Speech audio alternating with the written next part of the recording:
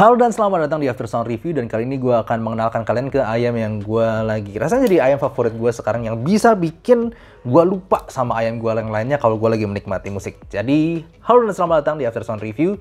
Ini adalah review gue untuk 64 Audio U4S yang merupakan sebenarnya line up terbaru, produk terbaru tepatnya dari 64 Audio, yang sebenarnya kalau kita ngomong universal atau U series dari 64 Audio, ini adalah yang termurah, di mana harganya sendiri 17 juta di Indonesia.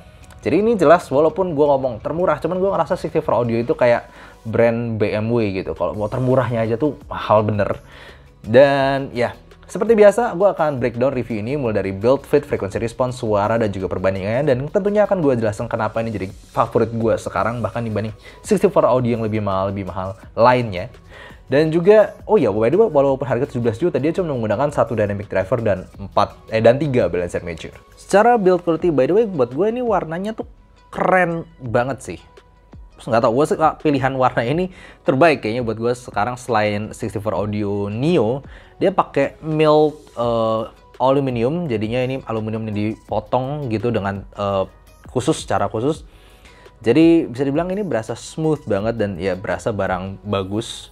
Dan untuk faceplate-nya sini dia pakai pola dibilang kayak meteor black. Dan peringatan aja untuk kalian, di sini ada nozzle-nya ini lumayan panjang, jadi nggak semua ear tips bakal cocok. Dan juga dia menggunakan dual pin connector, dan kabel sendiri buat gue sebenarnya biasa aja, jadi nggak spesial amat dan agak kaku sebenarnya.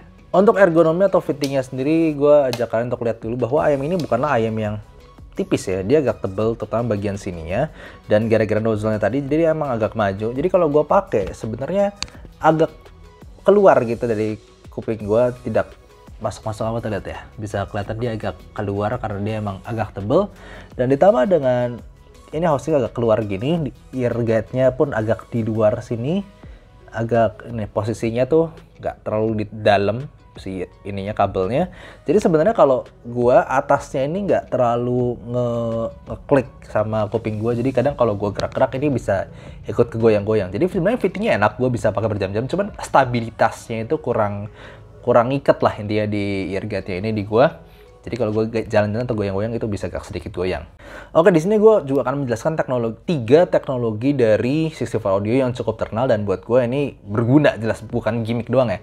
Mulai dari yang paling simple, lead linear impedance driver, dimana ini gampang banget di play mau itu di HP ataupun di DAP ataupun di dongle. Dia menjaga kayak dengan linear impedance ini, dia mau output playernya itu berapa ohm itu tidak mengubah suaranya. Jadi kalau ayam itu gampang, kadang-kadang ada yang output impedance dari audio playernya itu agak gede, bisa sedikit mengubah impedance curve dari ayamnya. Nah, ini linear impedance driver, jadi tidak mengubah suaranya basically.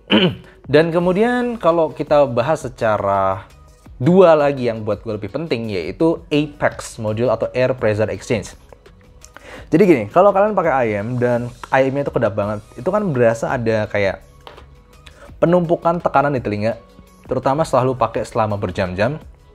Dan sebenarnya itu bukanlah sesuatu yang sehat, itu sesuatu yang kurang baik untuk telinga kalian. Dan itu dipikirkan oleh 64 Audio, di mana dia kasih ini. Ini disebut Apex module, lihat yang kayak tombol ini. Dan ini adalah ciri khas dari 64 Audio. Dan kalau misalnya kalian lihat dari artis-artis gitu ataupun ya performer, penyanyi yang ada custom ayamnya, lalu ada modul ini, udah pasti itu 64 Audio, itu ciri khasnya 64 Audio. Dimana guna dari Apex module atau air pressure exchange module ini adalah untuk mengeluarkan penumpukan tekanan tadi, sehingga bikin ayam ini basically almost open back ayam bisa dibilang. Karena di sini tuh, nih ya, gue bisa cabut modulnya ini. Nah, tinggal sebenarnya dicabut gini doang. Ini bisa bikin ayam ini basically open back. Jadi di sini benar-benar lu nggak ngesil, suaranya nggak ngesil kalau misalnya gue buka begini, tapi jadi nggak ada bassnya. Nah, untuk modulnya ini untungnya kalian dikasih langsung 4 modul dari 64 Audio, yaitu MX, M12, M15 dan juga M20. Dimana modul-modul ini mengatur tingkat isolasi yang lu dapatkan ketika lu pakai ayam ini. Jadi level seal-nya, level kekedapan suaranya. ada sesuai namanya sih, MX itu berarti cuman minus 10 desibel, M15 ya minus 15 desibel, M12 minus 12 desibel, dan yang paling kedap M20 minus 20 desibel. By the way, kalau misalnya umumnya katanya kalau pakai IM itu minus 26 desibel. Jadi ini isolasinya menurun kalau misalnya kita pakai modul ini, dan MX ini cuman minus 10 desibel. Jadi kalau gua pakai modul MX ini, overall gue bener-bener kayak dicek-cek gini kayak open back IM-nya itu. Nggak ngesil sama sekali. Orang ngomong apa kanan kiri depan belakang itu masih kayak kedengeran. Jadi kasih ambience kayak apa namanya? Ya lu pakai TWS, lu ambience modenya diaktifasiin. Itulah rasanya kalau pakai modul ini. Dan modul ini nggak cuman mengubah level seal, tapi mengubah level bass. Dan kemudian satu lagi, gue akan jelaskan di frequency response nanti. Dan satu lagi di sini dia juga punya namanya TIA driver atau kependekan dari Tubeless In-Ear Audio. Nah, di sini si pemiliknya 64 Audio ini katanya kalau misalnya kita pakai balancer mature itu kan umumnya bentuknya kotak gitu. Kotak lalu ada drivernya di dalam, dan itu suaranya dialirkan pakai tube atau pakai saluran. Dimana itu katanya bikin ada keterbatasan suara di situ. Nah, di sini yang terjadi terutama untuk driver treble-nya, itu drivernya nggak ada tube-nya sama sekali, tapi dia juga buka, seolah dia buka drivernya itu, dan dia taruh di ujung nozzle-nya sini. Sebenarnya kayak KZ, tapi KZ yang awal-awal itu kan juga taruh driver di nozzle, tapi jelas jauh berbeda ya untuk teknologi dan suaranya. Dia taruh di ujung nozzle. Jadi kalau sebenarnya kita terawang gitu disenterin pakai lampu, di sini kelihatan ada driver di nozzle-nya ini. Gue nggak yakin di sini kelihatan sih, tapi ada driver di ujung nozzle sini, dan basically di semua 64 Audio bahkan yang tipe custom itu pasti selalu ada driver di ujungnya. Nah, itu adalah TIA high driver, dimana overall suaranya itu bisa memberikan extension yang tinggi banget tapi smooth. Itu salah satu teknologi yang buat gue suka ya. Oke, selanjutnya kita bahas dari efek modulnya ini. Seperti lihat frequency response-nya, basically semakin kecil tingkat kekedapannya, dan kata modul MX yang paling kecil tingkat kekedapannya, terus bassnya paling hilang. Tapi walaupun frequency response-nya hanya menunjukkan perubahan di bass, sebenarnya nggak mengubah bassnya doang, tapi literally mengubah suaranya secara keseluruhan. Karena gini, semakin nggak kedap, itu juga semakin gue ngerasa treble-nya itu nggak terlalu fokus. Walaupun lepas banget kayak nggak ada ujungnya gitu, tapi somehow pinpointing imaging-nya agak kurang. Tapi kalau gue pakai yang M20 yang paling kedap di sini, jujur aja suaranya agak membleber. Jadi kalau gue bilang, kalau gue pribadi ngerasa mau performa bass terbaik dari IM ini, pakai yang M15, itu suara agak Q-shape. Dan kalau mau lu vokal terbaik, paling jelas, clear, tapi smooth juga, pakai yang MX. Tapi basically vokalnya hilang. Nah, kalau lu mau di antara MX dan juga M15, pakai yang M12, yang warna emas ini. Dan modul M12 ini setahu gue cuman masih ada di U4S ini. Kalau lu beli 64 Audio yang lain belum dapet. Dan katanya sih bakal dirilis kemudian hari ya untuk dibeli terpisah. Nah, kalau ditanya modul mana yang gue paling sering pakai, sekarang ini gue paling suka M15 ataupun M12. M15 ini karena dia buat gue menghasilkan performa bass yang paling bagus. Di sini sub bass paling ada, selain paling dapat. Cuman kalau gue kadang ngerasa kegedean, at least kalau udah sepi banget lingkungan gue, kadang gue pengen vokalan juga tinggal pakai M12. Tapi paling sering kayaknya M15 ini untuk sekarang. Dan gue mau jelasin dulu juga untuk bass dari IM ini adalah bass yang spesial. Gue akan jelasin pakai M15 ini apa yang terjadi. Ini bass yang benar-benar full bodied, gebuk, geter, dan juga bisa dibilang ini atmosferik. Atmosferik itu maksudnya memberi kesan dum gitu, bisa kasih sensasi yang megah banget. Dimana sensasi driver bass kayak gini, jujur aja gue kan review banyak banget IM, dan gue ngerasa di bawah 10 juta atau di bawah 64 Audio U4S ini, gue nggak ngerasa ada yang bisa ngasih physicality itu bass seperti ini. Karena bass itu bener-bener kayak dari bawah. Sementara gue dengerin hybrid driver lain tuh nggak kayak dum dari bawah gitu. Ini sensasinya gue hanya menemukan di IM yang ya sorry to say 10 juta ke atas, kayak Unique Melody Max atau Sony Z1R atau 64 Audio Neo atau 64 Audio Trio. At least kalau lu udah pernah nyoba Neo ataupun Trio, sensasinya serupa. Tapi kalau lu belum pernah coba IM yang tadi gue sebutin, sensasinya beda banget. Dan ini beda juga sama Fat Frack Mini yang simply bassnya gede banget, cuman physicalnya tuh nggak kayak dari bawah gitu. Nah, physical dari bawah ini memberikan kesan yang lumayan menggemuruh. Ini bukan yang paling tight ya, ini bukan yang paling diam cepet gitu, enggak. Jadi kalau kalian cari yang cepet-cepet nggak kesini. Cuman itu bisa kasih kesan dum. Itu bener-bener kayak ada kayak fisikal gitu, kayak lu ngerasa ada udara yang bergoyang juga ketika bassnya dipukul, dan itu kasih megah banget. Dan sampai gue bisa dengerin lagu-lagu jadul, lagu Chrisye, lagu Katon Bagaskara, lagu Kala Project, itu jadi kayak lebih megah, lebih asik, bisa sensasinya beda banget. Tapi sekali kalau lu udah punya Tia Trio ya gitulah sama sensasinya. Tapi ini bener-bener salah satu bass yang buat gue bisa engaging lagi, kayak dengerin lagu apa aja tuh berasa wow lagi. Apalagi dengerin lagu-lagu macam Disney ataupun orkestral kayak Two Steps From Hell, itu bisa kasih sensasi megah banget. Tapi sekali lagi ini bukanlah yang paling tight ataupun deg cepet gitu, enggak. Ini kasih sensasi yang gede dan somehow kayak ada udaranya gitu juga ngalir dari bassnya ini. Untuk bass head buat gue sih juga cocok. Nah, untuk mid range-nya, ini adalah mid range-nya sebenarnya aman banget. Bisa lihat secara frekuensi response dia ada early gain di sekitar 2 kHz, lalu turun 3 kHz, tapi naik lagi 4 kHz-an. Nah, ini jadi vokalnya tuh cukup full bodied, cukup empuk, cukup ada tebel, tapi dia masih ada edge-nya, masih ada kayak bagian yang bisa bikin vokal itu bisa garang, bagian vokal itu bisa tetap berasa teriaknya, karena energi naik lagi di 4 kHz-nya itu gue rasa. Dan treble nanti juga agak naik, jadi emang overall ini walaupun full bodied, tapi gue ngerasa energinya dan juga kekuatan suaranya tetap berasa. Cuman kita ngomongin harga 17 juta ya di sini. Ini bukanlah yang paling clear. Kalau kita ngomong vocal clarity dan majunya vokal, gue bandingin sama kayak Monarch Mark II. Itu Monarch Mark II bisa lebih clarity-nya lebih jelas, pengucapan vokal-vokal kata-kata itu lebih jelas. Cuman di sini tuh berasa lebih smooth aja, lebih smooth overall texture-nya.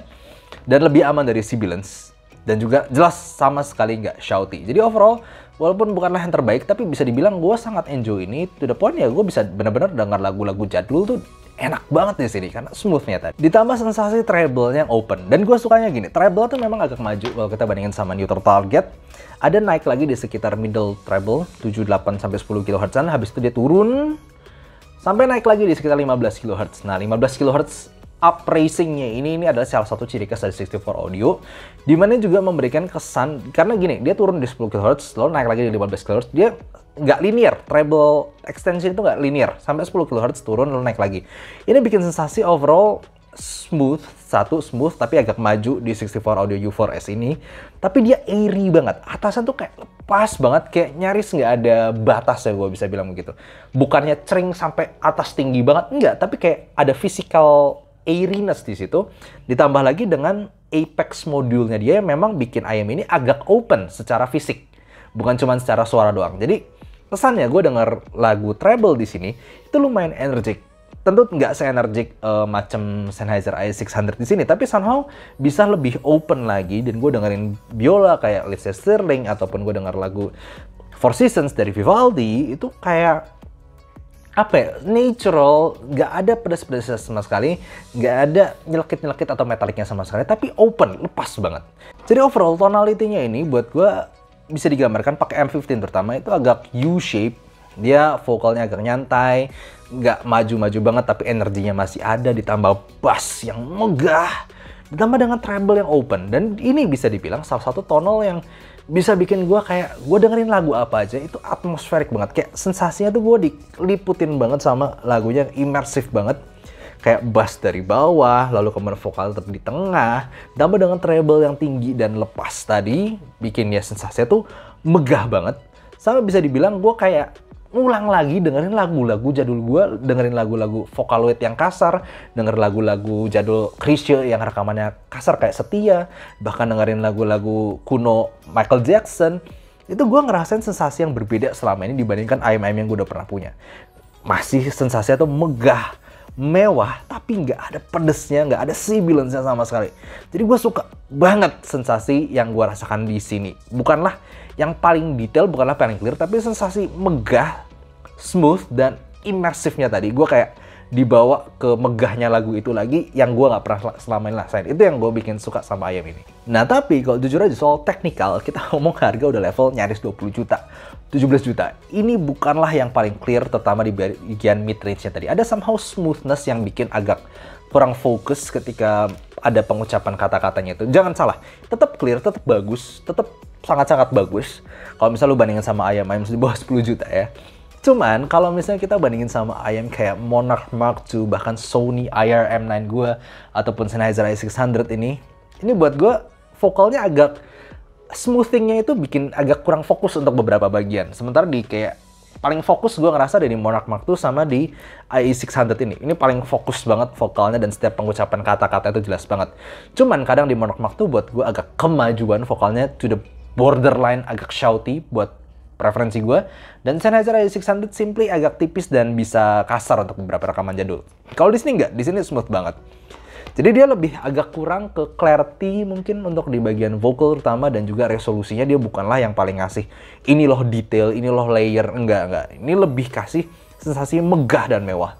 Dia kasih soundstage yang besar dan megah, dan juga itu kayak nggak ada batasnya gitu untuk bagian treble, ditambah bassnya juga yang megah tadi. Pro buat gue sebenarnya teknikalitasnya tetap bagus, cuman bukan perfect. Kalau kalian cari layer detailing kayak U12T, nggak bisa kesini. Ini lebih kasih sensasi yang lebih smooth aja. Nah sekarang kita ngomong aja untuk direct comparisonnya melawan Monarch Mark II. Tentunya ini salah satu yang paling terkenal ya, di harga 15 jutaan. Monarch Mark II basically buat gue suaranya lebih mid-range fokus. Dia vokalnya kan memang maju banget, dan itu yang gue paling rasakan ketika dengar Monarch Mark II. Vokalnya maju banget, clear, jelas, clarity vokalnya juga bagus, tapi tetap smooth. Cuman kalau buat gue pribadi agak kemajuan. At least kalau gue sendiri kan banyak dengerin lagu macam Disney ataupun lagu-lagu orkestral. Sebenarnya gue nggak butuh vokal maju-maju banget. Gue lebih butuh sensasi atmosferik atau immersive tadi yang lebih didapatkan dari justru gemuruh bass dan juga treble yang lepas. Jadi ya Monarch Mark II tidak terlalu cocok buat gue dengerin lagu-lagu Disney ataupun lagu-lagu orkestral ataupun soundtrack musik yang gue suka. Tapi sub bass-nya lebih tight dan lebih cepat di Monarch Mark II.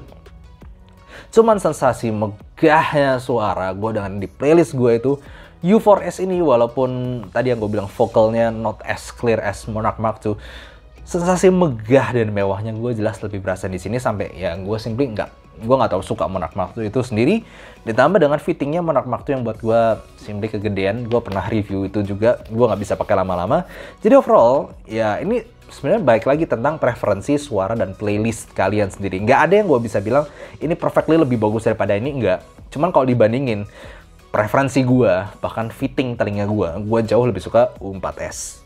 Nah sekarang saatnya dibandingin sama dua ayam kesayangan gue kayak si Sony IR-M9 ini dulu. Gue bandingin dengan Sony IR-M9. Well, Sony IR-M9 ini overall masih salah satu ayam dengan imaging terbaik yang gue pernah denger. Jadi pinpointing dari mana suara datang itu paling jelas. Dan buat gue di sini masih imaging. Buat gue untuk nentuin dari mana datangnya suara itu kayak lebih jelas pinpoint. Oh ini jelas banget nih. Cering datang dari atas agak miring dikit. Itu gue masih dapat di Sony IR-M9.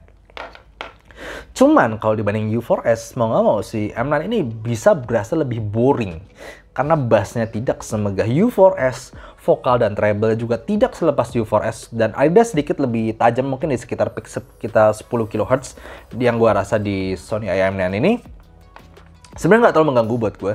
Cuman tetap berasa lebih lepas dan smooth di U4S ini. Tapi kalau pinpointing walaupun lebih bagus ini, tapi suara megahnya suara itu tambah pas itu lebih berasa di U4S. Jadi kadang-kadang ini tergantung mood banget sih. Kalau gampang gue ngomong di Sony IR-M9 ini seolah gue ada di bioskop tapi tertutup gitu, kayak channel speakernya itu ada berasa di depan, ini kanan kiri belakang gitu. Sementara U4S itu lebih kayak maybe open concert mungkin, karena vokalnya tuh lebih lepas, lebih smooth, lebih natural, ditambah dengan bassnya yang lebih bergemuruh tadi. Walaupun gue nggak terlalu bisa pinpointing, tapi lebih kayak open space gitu yang gue rasa dan lebih megah. Jadi ya sekali lagi tergantung musik yang gue pakai kayak apa. Teman, untuk beberapa hari ini gue lebih condong lebih suka U4S. Itu karena lebih engaging aja. Terutama gue kan sering denger di outdoor juga di luar, lebih engaging, lebih asik. Nah kalau dibandingkan dengan Sennheiser i600, well gue selalu bilang Sennheiser i600 ini salah satu ayam yang gue paling suka. Yes, Bener, gue salah satu orang yang benar-benar suka single dynamic driver, dan Sennheiser A600 ini dynamic driver yang gue paling suka untuk sekarang. Dan dia punya resolusi yang bagus banget. Detail pengucapan nada-nada itu jelas banget di Sennheiser A600 ini. Cuman dia suaranya tergolongnya untuk soundstage-nya ini kan harga 12-13 jutaan ya. Dia salah satu yang punya soundstage terkecil dan juga imaging agak kecil juga, jadi nggak terlalu bisa lebar milih kanan kiri gimana. Cuman dia fokus suara dan nada-nadanya itu jelas banget di Sennheiser A600. Ya gue bisa bilang ini tetap lebih jelas, nada-nadanya itu clarity nadanya, bassnya, not bass itu lebih jelas di sini. Tapi di sini lebih, gue bisa bilang tadi, atmospheric dan immersive. Kayak gue lebih kebawa ke dalam emosi musiknya, build up dari musik-musik lagu EDM itu gue bisa lebih berasa, sampai drop bass-nya itu lebih berasa di U4S ini. Simply energinya semuanya lebih berasa di U4S. Kecuali mungkin kalau lu mau bener-bener mau perhatiin nada ataupun gesekan biola, ini masih lebih tajam suaranya. Untuk dengerin Lindsey Stirling itu dia ketika bener-bener ngegigit bagian treble-nya, si Sennheiser A600 ini bisa lebih kasih bite yang lebih fokus. Cuman sekali lagi lebih smooth dan open di U4S ya. Sekali lagi baik, tergantung mood gue. Kadang gue suka Sennheiser A600, kadang gue suka U4S juga nih. Cuman sekali lagi, karena lebih smooth, jadi gue lagi nostalgia nih. Gue lagi banyak denger lagu-lagu jadul nih. Ya, ini agak prone to sibilance untuk lagu-lagu yang rekaman jadul ataupun recording yang kasar. Di sini aman banget, jadi gue lagi sering nostalgia pakai lagu-lagu lama karena gue nggak ngerasain sensasi yang sama di U4S ini. Aman banget, tapi megah banget. Nah, pasti yang tanya kan, kenapa C4 Audio U4S ini bisa gue bilang gue paling suka dibanding yang lain? Here's the thing, kalau lu udah coba C4 Audio, itu buat gue nggak ada yang literally upgrade ataupun downgrade-nya. Karena arah suaranya agak berbeda dan emang secara frequency response berbeda satu dengan yang lain. Nah, preferensi gue sendiri sebenarnya agak ada di antaranya TIA Trio dan juga U12T. U12T itu buat gue paling balance, tapi gue kekurangan dynamic driver yang kurang megah. Buat gue si U12T itu nggak terlalu megah, suara bassnya toh pakai BA. Ditambah lagi treble-nya yang kurang energik, at least buat preferensi gue. Sekali gue kan, lu kan kalau udah lihat review gue suka treble yang energik. Nah di U12 itu buat gue kurang, jadi agak ketahan energi violin di situ. Walaupun itu detail dan layernya bagus banget. Jadi basically gue pengen U12T yang lebih garang dikit, ditambah bass driver kayak TIA Trio. Jadinya U4S ini dan by frequency response exactly yang gue cari. Tentunya tapi dia tidak se-layered dan tidak sedetail U12T, tapi tonalnya itu preferensi gue banget. Nah makanya gue sekarang ngomong ini dia tonal dari 64 Audio yang gue paling cari. Dan emang dari dulu gue udah ngincer karena gue pengen Apex modulnya itu yang bikin open, dan juga TIA driver yang bikin high-nya tuh smooth tapi extended. Jadi as an overall, gue nggak bakal bilang ayam ini perfect atau langsung aja beli gitu kalau lu punya uang 17 juta. Enggak, in the end tuh emang balik ke preferensi kalian. Cuman kalau tanya gue, karena gue adalah, anyway, gue tonal guy, dan gue suka dengerin lagu Disney, gue suka dengerin lagu orkestra, gue suka denger lagu instrumental, yang butuh megah-megah. Di sini tuh imersif banget, kayak gue bener-bener kebawa ke musiknya lagi. Tapi makanya tetap ini nggak perfect ya, makanya gue tetap simpen si i600 sama M9 gue ini, karena ya tergantung mood gue bisa juga suka yang ini dua kapan-kapan. Ini tidaklah perfect, tapi kalau tanya gue sekarang, ini adalah IM favorit gue. Sekarang gue bisa dengerin semua lagu gue dan enjoy banget tanpa pikirin technical detail segala macam. So enjoyable. So itu aja yang gue bisa ngomong tentang 64 Audio U4S ini.